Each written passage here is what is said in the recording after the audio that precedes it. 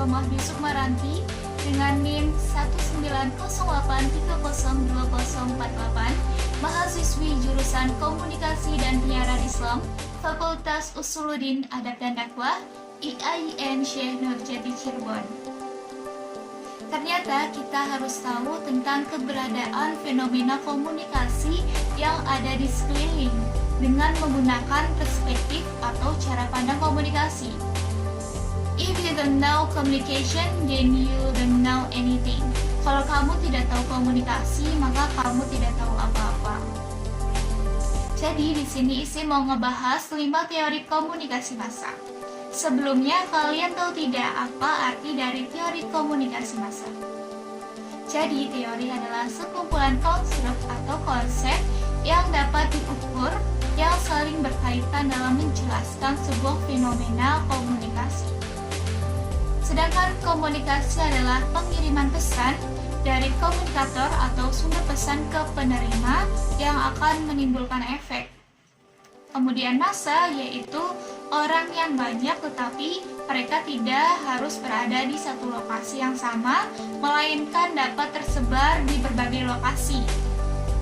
Di dalam jangka waktu bersamaan dapat mengetahui informasi yang sama.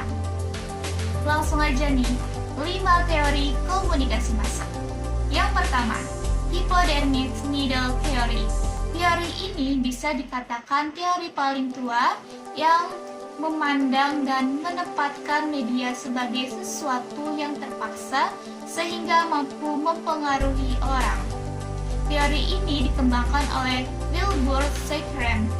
Menurut teori ini, audiens atau anggota masyarakat dianggap mempunyai ciri khusus yang seragam dan dimotivasi oleh faktor biologis dan lingkungan serta mempunyai sedikit kontrol. Tidak ada campur tangan di antara pesan dan penerima. Artinya bahwa pesan yang sangat jelas dan sederhana akan jelas dan sederhana pula responnya. Jadi antara penerima tidak ada perantara atau langsung diterimanya. Teori ini lebih menitik beratkan pada intuisi daripada bukti ilmiah. Penelitian ilmu sosial agak kuno dan sedikit bukti empiris. Teori ini juga memiliki asumsi bahwa pengelolaan media lebih pintar dibandingkan dengan audiens sehingga audiens dapat ditundukkan dan dibentuk sedemikian rupa, akibatnya audiens dikelabui oleh siaran. Teori ini mempelajari masalah efek. Contoh masalahnya yang akan kita bahas pada kali ini yaitu iklan air mineral yang bermerek Aqua, di mana pada saat produk air mineral dipublikasikan secara langsung bisa mempengaruhi asumsi khalayak bahwasannya air mineral itu adalah Aqua, sehingga sampai saat ini Aqua sudah terdoktrin di ingatan khalayak.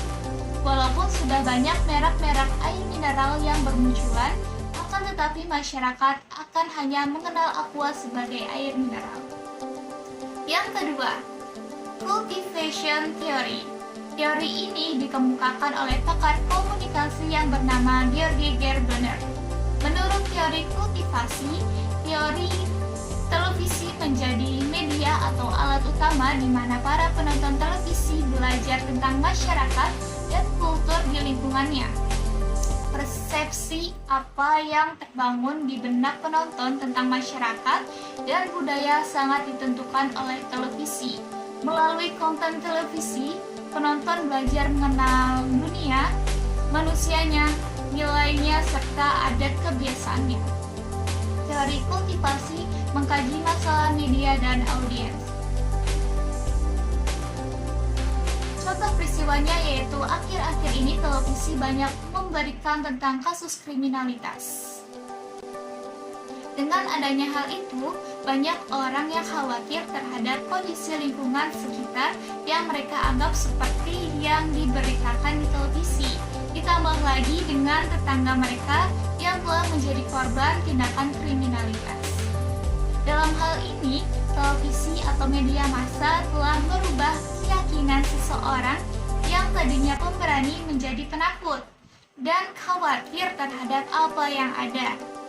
Televisi telah merubah kepercayaan, merubah gaya hidup, dan merubah opini dalam masyarakat. Yang ketiga, Cultural Imperialism Theory. Teori ini diperkenalkan oleh Herb Sehler. Asumsi dari dasar ini menyatakan bahwa negara barat mendominasi media di seluruh dunia. Hal ini berarti bahwa media barat mendominasi media massa di dunia ketiga. Adanya dominasi ini mempunyai efek yang kuat untuk mempengaruhi media dunia ketiga, sehingga mereka ingin meniru budaya yang muncul lewat media tersebut. Saat terjadi peniruan budaya, akan terjadilah apa yang disebut dengan cultural imperialism, penjajahan budaya. Contohnya, dunia barat memiliki teknologi yang canggih dan modern. Dengan teknologi yang serba canggih tersebut, mereka bisa memproduksi berbagai macam sajian yang ada di media massa dengan produksi yang lebih baik, meyakinkan, dan seolah-olah nyata.